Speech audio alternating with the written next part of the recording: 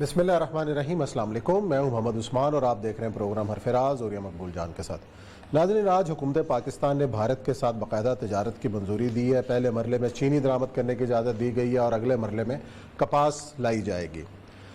کیا سوال یہاں پیش یہ سامنے آتا ہے کہ کیا ہمارے بھارت کے ساتھ تمام تصفیہ تمود جو معاملات ہیں وہ طے ہو چکے ہیں؟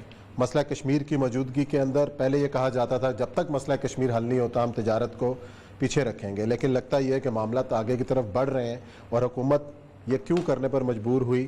کیا اس کے ثمرات نکل سکتے ہیں؟ اس کا نقصان کیا ہے؟ اس پر کریں گے بات اور ذکر کریں گے پروگرام کے اندر چین اور ایران کی بڑھتی ہوئی قرابت کا اور جو معاہدہ ہوا ہے اس کے کیا اثرات نکلنے والے ہیں اس خطے پر، اور پروگرام کے آخر میں خاص مہمان ہمارے ساتھ ہوں گے، ان سے کریں گے بات۔ لیکن بڑھتے ہیں اپنے پہلے موضوع کی جانب، اور یہ سب آج وفاقی وزیر نئے بنے ہیں ہمارے حماد اظہر صاحب، انہوں نے پریس کانفرنس کی، بڑا شور مچایا، اپوزیشن نے بھی، احسن اقبال صاحب نے بھی جوابی پریس کانفرنس کی، اور احسن اقبال صاحب کے دور میں بھی تجارت کے بڑے معاملات بھارت سے چل رہے تھے، لیکن عمران خان صاحب کی حکومت میں یہ پہلا موقع ہے کہ یہ تجارت کا معاملہ زور شور سے شروع ہوا ہے بھارت کے ساتھ اور کھل گیا ہے۔ لیکن اب جو یہ ساری چیزیں ہمارا ایک سٹانس رہا ہے کہ کشمیر کا مسئلہ حل کیے بغیر ہم جو ہیں باقی معاملات نہیں دیکھیں گے، لگتا یہ ہے کہ اب ہم تجارت کو شروع کر رہے ہیں، اس کا مطلب یہ ہے کہ کشمیر کا مسئلہ بھی ایڈریس کیا جائے گا یا وہ پھر سرد خانے کی نظر ہو جائے گا؟ لاس ویگس ایک جگہ ہے امریکہ میں جہاں دو چیزیں جو ہیں اس پہ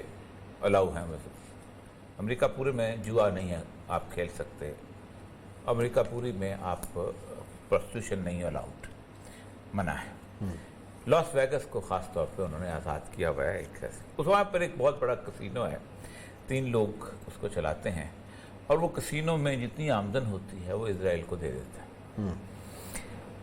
وہاں پر 2-3 فلسطینی اور اس طرح کچھ اور لوگ وہاں تھے، تو ہر کسینو سے وہ کھیل لیتے، اس کسینو میں نہیں جاتے جو کہ بہت بڑا مشہور کسینو ہے۔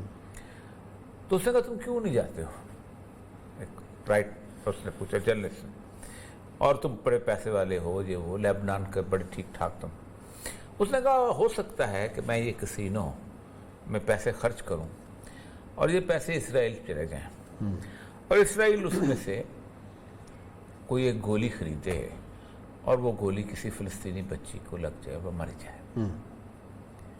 میں اس احتمال کی وجہ سے نہیں کرتا، اور یہ پرنسپل دنیا پوری کے اندر اصول پسند انسانوں کے درمیان ہوتا ہے، اور کسی کے ہاں پیسے کے کتے کے لیے تو صورتحال جو ہے وہ ہر طرح کی چیز جائز ہوتی ہے۔ سید الانبیاء صلی اللہ علیہ وآلہ وسلم نے جنگ بدر بعد میں کی تھی، ابو سفیان کی تجارت کا قافلہ پہلے روکا تھا، بڑی صاف سی بات، کل کے بات کوئی ضرورت تھی؟ کہا کہ نہیں جاؤ۔ جس میں عبداللہ حضرمی مارا گیا ہے وہ بیسیکلی مسلمانوں کا ایک ٹریکی مشن تھا کہ نہیں جانے دینا ہم نے ان کو، ہم نے ان کا تجارتی قافلہ بند کرنا۔ ایک ہوتا ہے عام میں اور آپ تجارت کر رہے ہیں، آپ انارکلی کے بازار میں چلے جائیں، پان والی گلی میں، آپ کو انڈیا کی ہر چیز مل جائے گی۔ وہ تو ہماری شکلیں ایسی ہیں نا کہ ہم نے انڈیا کی چیز کے بغیر زندہ نہیں رہنا، ہم نے تو کریک کریم بھی انہیں کی استعمال کرنی۔ ٹھیک، آپ کو ہال روڈ چلے جائیں گے، آپ کو انڈیا کی فلمیں مل جائیں گی، سب کچھ مل جائیں گے، ہیرو شیرو بھی۔ یہ ایک اور کریکٹر ہے جو کہ نیشن کا ہوتا ہے، لیکن حکومتیں جو ہے وہ ایک سٹینڈ رکھتی ہیں۔ اب یہ 2 بنیادی چیزوں کے اوپر ہم نے کاروبار شروع کیا۔ اتنے عرصے سے ایک قوم جو تھی 100 روپے پہ چینی اگر خرید رہی تھی تو اگلے 6 مہینے اور خرید لیتی اگر، تو کہا اس قوم پر کو عذاب نازل ہو جانا تھا۔ یا اگر ہم کاٹن اس کی بجائے ایجپٹ سے لے رہے تھے تو کیا فیصل آباد کے جو موٹے موٹے پیٹ والے بہت سارے ملیں ہیں، وہ ان کی ملوں کی زندگی کے اندر ان کی تھوڑی چربی کم ہو جانی تھی۔ بنیادی طور پہ مسئلہ یہ ہے کہ آپ کسی نہ کسی پریشر کے تحت ہیں یا آپ کسی چال پہ ہیں جس کو آپ واضح نہیں کر رہے۔ اب اس کی میں دو وجوہات بتاتا ہوں کہ جس وجہ سے ہم اپنا چینی اور وہ خرید رہے ہیں۔ یہ بیسیکلی ہم انڈیا کو دے رہے رعایت۔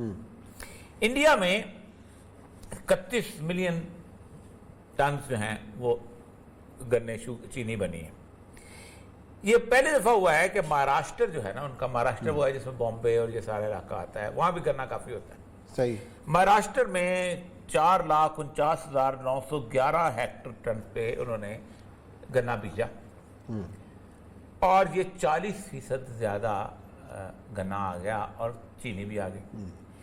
اب اس وقت صورتحال یہ ہے کہ اس وقت mills are likely to produce 26.5 million tons of sugars more than the number forecast. اب جب انڈیا میں اتنی زیادہ شوگر جو ہے آ جائے گی تو وہاں تو سستی ہو جائے گی. بالکل صحیح. تو ہم نے کہا نہیں بھائی جان، وہاں امبانی کیوں نقصان اٹھائے، امبانی کیوں نقصان اٹھائے فلانا. یا تو یہ ہو نا کہ انڈیا جو ہے وہ آپ کو کہے گی یہ ہماری چینی سستی ہو رہی ہے، ہم بھی آپ کو انٹرنیشنل مارکیٹ سے کم سستی لے رہے ہیں. لیکن اور یہ سب سوال یہ ہے کہ کیا ہمیں اس وقت کے اندر یہ تجارت بھارت کے ساتھ کھولنی نہیں کرنی چاہیے تھی. ہمارے پر کسی کا دباؤ ہے کیا ہے؟ عثمان صاحب آپ پہ اپنی جو شوگر پروڈکشن جو ہے وہ آپ باہر بھیج دیتے رہے. پاکستان میں جتنی شوگر ملز ہیں کیا آپ اتنی چینی کھاتے ہیں؟ جو قومیں جو ہیں وہ بنیادی طور پر باتیں کرتے ہیں غزوہ ہند کی اور جہاد ہند کی اور کشمیر کے فتح کرنے کی، اور ترانے بناتے ہیں، آپ پیسے کے لہو گرما دیتے ہیں اور چائے میں سے چینی آپ ختم نہیں کر سکتے. آپ کیا اسے کرنا چاہتے ہیں اس قوم کو؟ بند کر دو. اے مرد مجاہد جاگ ذرا وقت شہادت ہے، بند کرو بھائی، ختم کرو. ایک چمچ چینی قربان نہیں ہوتی. میں چینی کے بغیر مر جاؤں گا، مجھے چینی کے بغیر مجھے کرونا ہو جائے گا. چینی کے بغیر بچ جائیں گے، میں بچ جاؤں گا، شوگر سے بچ جائیں گے. کیا میسج آپ دے رہے ہیں کشمیریوں کو جو 1,15,000 شہید جو اپنے کفن قبر پاکستان کا پرچم لپیٹتے ہیں؟ مجھے یہ بتائیں کہ اس پیسے سے جو زر مبادلہ انڈیا کو جائے گا آپ کے پاس کیا ایشورنس ہے کہ اس سے وہ پیلٹ گن نہیں خریدے گا کشمیریوں کو مارنے کے لیے؟ کیا آپ کے پاس کوئی ہے ایشورنس؟ یا تو یہ ہونا کہ آپ نے کوئی ایسی چیز خریدی ہو کہ آپ کہیں جی کینسر کی دوا خرید لی ہم نے، کہیں اور نہیں مل رہی، یا ہم نے گردے ٹرانسپلانٹ کر تو لوگ جاتے ہی رہتے ہیں وہاں پر، ہم نے ان کے ایکسپرٹیز کو یہاں لے کے آ گئے. چینی اور پھر روئی کا جہاں تک تعلق ہے، اب مسئلہ سارا یہ ہے کہ پاکستان میں گزشتہ اقبال صاحب جو بول رہے ہیں اور جو سے پہلے جو زرداری صاحب اور جب کل کو پیپل پارٹی کے بھی کچھ لوگ بولنے شروع گئے، آپ نے پاکستان کی ایگریکلچر آپ نے تباہ کی ہے. اب ہوگا کیا؟ ہوگا یہ کہ یہ چینی آ جائے گی منٹر، اس کے بعد پاکستان کی جب چینی مارکیٹ میں آئے گی تو کہیں گے اب تو چینی بہت ہے. اب زرداری کی مل والا، فلانا مل والا، شہباز شریف کی مل والا، جہانگیر ترین کی مل، وہ کہیں گے ہم کیا کریں، ہمیں باہر یہاں بھیجنے دیں. پھر یہ چینی باہر ایکسپورٹ ہوگی، اور وہ چونکہ پاکستان کو دینا نہیں چاہتے. خان صاحب کی 2 سال کی پالیسی صرف ایک چیز کے گرد گھومتی ہے اور وہ بہت غلط چیز ہے، اور وہ ہے کہ ڈالر کس طرح ہم لے سکتے ہیں. یہ وہ پالیسی ہے جس نے افریقہ کو تباہ کیا. ڈالر کس طرح لے سکتے ہیں؟ مثلا یہ گیس سستی کرو، بجلی کم کرو تاکہ ملیں چلیں، ٹیکسٹائل مل چلیں، ہم باہر جا کے بھیجیں اور ڈالر آئے. یعنی میں قمیض نہ پہنوں، نائکی فلانا فلانا یہ وہ دوسری طرح پولو چولو یہ وہ باہر بھیجو وہاں سے ڈالر لے. افریقہ کے ساتھ کیا کیا انہوں نے؟ تم کیش کراپ سکو، تم ایسا کہو سویابین میں کہو، تم فلاں لو. یہ بڑے بڑے جہاز کھڑے تھے، بوریاں بھری انہوں نے ڈالی اور ڈالر کی بوریاں دے دی. وہ کاغذ تھے ایسے اس طرح کا کاغذ جس میں ایک کاغذ ایک ہی طرح کا کاغذ ہے، ایک پہ $1 لکھا ہوتا ہے، اسی طرح کے اتنے ہی مہنگے کاغذ کے اوپر $100 لکھا ہوتا ہے. فرق کوئی نہیں ہوتا کاغذ کے اندر. اچھا تمہیں کھانا چاہیے، یہ بوری واپس کرو نا ڈالر، ہم تمہیں گھر کو گندم دیتے ہیں، ہم تمہیں چاول دیتے ہیں، ہم تمہیں دارے دیتے ہیں. وہ ساری بوریاں واپس لے گئے. اس قدر ظالم ہے یہ پورے کا پورا انٹرنیشنل مافیا کہ میں اکثر کہتا انہوں نے برتلائز کیا ہوا ہے پورے دنیا. یہ لوگوں کی محنت یہ لوگوں کا جسم خریدتے ہیں، بنیاد پر جسم خریدنا ہے نا. کہاں پہ چاول کی بھوری جو ہے قدر بچی ہوئی ہے، آپ نے اس کو اٹھائی ہے، اسٹور کیا اور باہر بھیج دی. یہ جو تجارت کا فیصلہ کیا ہے، اگر آپ یہ سمجھتے ہیں کہ آپ کو سستی مل رہی ہے دنیا کے اندر، تو سستی تو اور بہت سستی. ذلت خرید لو، عزت بیچ دو، لیکن چلیں ہر چیز سستی یہ مل تو جاتی وہ معاملہ ہو گیا. اب اگر آتے ہیں کہ اگر یہ اس کو دوستی کی طرف ایک سٹیپ کہا جائے، تعلقات کو نارمل کرنے کی صورت میں کہ جی ہم بات چیت کے بعد تجارت کی طرف بھی آئے ہیں، مودی صاحب کا خط آیا، وزیر اعظم صاحب نے اس کا جواب دیا، آرمی چیف صاحب نے بھی کہا کہ ماضی بھول کر آگے بڑھیں، تو کیا یہ آگے بڑھنے کا ایک راستہ متعین ہونے جا رہا ہے؟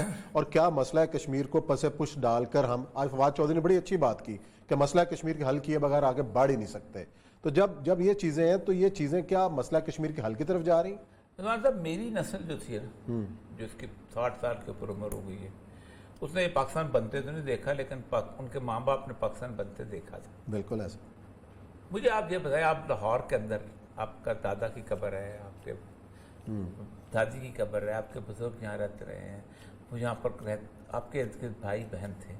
آپ کو اچانک یہ فیصلہ کرنا پڑے اور آپ خوشی خوشی فیصلہ کریں کہ میں یہ چھوڑ کے کسی اور جگہ چلا جاؤں گا، تو یقیناً آپ کے دل کے اندر کچھ امیدیں وابستہ ہوں گی نا کہ میں کیوں جا رہا ہوں. بالکل صحیح. یہ 35 میل پہ میرے والد امرتسر سے سائیکل پہ لاہور آیا کرتے تھے، اور میرے دادا کی قبر، میری دادی کی قبر، میرے بزرگوں کی ساری قبریں وہیں پر ہیں، گھر بھی وہی تھا. وہ چھوڑ چھاڑ کے آ گئے تھے. کیوں آئے تھے؟ کیا ضرورت تھی؟ یہ باؤنڈریز اور یہ ٹریڈ، یہ سارا کچھ اپنی جگہ موجود ہے. اور ایک بات یاد رکھیں، یہ جو واگا کی باؤنڈری ہے نا، یہ ایک بہت بڑی ریئل لائن ہے تقسیم کی، جس کو پوری دنیا مانے یا نہ مانے، یہ ایگزسٹ کرتی ہے اور کرتی رہے گی. میں فرانس میں تھا تو پاکستان میں جو فرانس کا امبیسڈر تھا وزیر خارجہ ہو گیا ہوا تھا، تو سٹاف کالج کے اندر ہم ہمارے وہاں پہ گئے تو انہوں نے تقریر کی، تو کہتا ہے کہ میں جب پاکستان میں فرانس میں تھا تو مجھے کسی نے کہا واگا بارڈر چلو دیکھتے ہیں، پریڈ، یہاں پریڈ ہوتی ہے بڑی، گراؤنڈ ریالٹی تو یہ ہے. تو میں نے کہا نہیں، میں نہیں جاؤں گا، اس لیے کہ تم لوگوں نے ایک زمین کے اوپر ایک لائن کھینچ دی ہوئی. اچھا. انسانوں کے درمیان بھی کبھی لائن کھینچ دی. میں نے کہا فارن منسٹر ایکسلنسی، آپ کو پتہ ہے کہ پورے یورپ کے آخری تاجدار یورپ جو تھا، رومن تھا، وہ کون تھا؟ وہ ٹرکی تھا. کانسٹنٹینوپل میں بازنطینین امپائر کا آخری ہیڈ کوارٹر، ایسے جیسے انڈیا کا دلی ہو، متحدہ امارات. میں نے کہا آپ کو پتہ ہے کہ آپ کی ساری کہانیاں جو ہیلن آف ٹرائے سے لے کے کہاں سے نکلتی ہیں؟ ٹرکی سے نکلتی ہیں. صحیح. کوئی بات. میں نے کہا آپ کو پتہ ہے کہ ساری سیویلائزیشن کا سورس، کرسچینٹی، آرتھوڈاکس چرچ، سب کا سے تھا، یہ ٹرکی سے تھا. میں نے کہا ٹرکی نے 120 سال لگائے، مونچھیں صاف کی کہ کہیں ہم زیادہ وہ نہ لگیں، اگریسر نہ لگیں، بار کھولے، ٹھیک، اس کے بعد پورنو فلمیں بنائی، تمہاری طرح کلچر اپنایا، عربی میں اذانیں چھوڑ کے ترکی میں دی، کہا ہم تو یورپ کے لوگ ہیں، ہمیں مان لو. پھر بھی نہیں مانا. میں نے کہا تم نے کہا نہیں، خبردار، ایک واگا بارڈر اور بھی ہے، اور وہ ہے باسفورس پہ کھلا ہوا. میں نے کہا وہ ایگزسٹ کرتا ہے کیونکہ ان کا نام جو ہے وہ جیمز نہیں، عبداللہ اور عبد الرحمن ہے. بس یہی میں تو نے کہا یہی بارڈر ہے واگا کا. یہ چینی آئے یا کپاس آئے، پاکستان کا یہ بارڈر جو ہے نا، جس نے بھی خواہش کیا فل کرنے کی، وہ اس دنیا سے چلا گیا ہے. اس لکیر کو مٹ جانا چاہیے. چلیں جی ناظرین، بریک لیتے ہیں، بریک کے بعد آئیں گے اور ذکر کریں گے کچھ انٹرنیشنل ڈیولپمنٹس کا، خاص طور پر چین اور ایران کے جو تعلقات ہیں اس کے اس ریجن کے اوپر کیا اثرات ہونے والے ہیں.